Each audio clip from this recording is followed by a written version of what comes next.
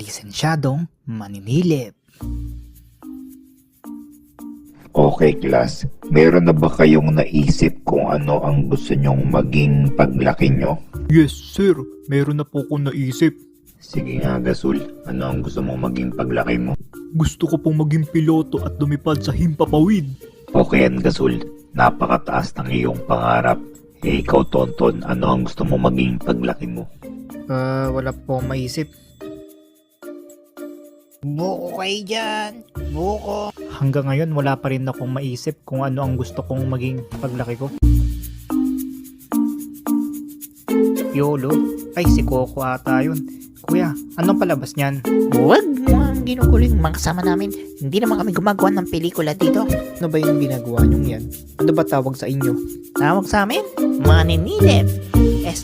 Lisensyadong maninilip.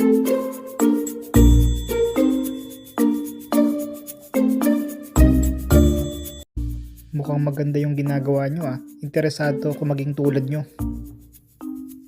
Ano, Tonton? May naisip ka na bang gusto mong maging paglaki mo? Yes po, gusto ko pong maging isang lisensyadong maninilip.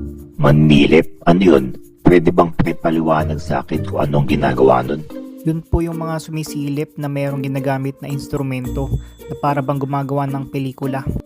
Baka naman yun yung mga nanunukat ng lupa. Yung mga tinatawag na geodetic engineer. Sila yung mga nagsusukat ng lupa. Nagsusukat pala ng lupa, kala ko yoga.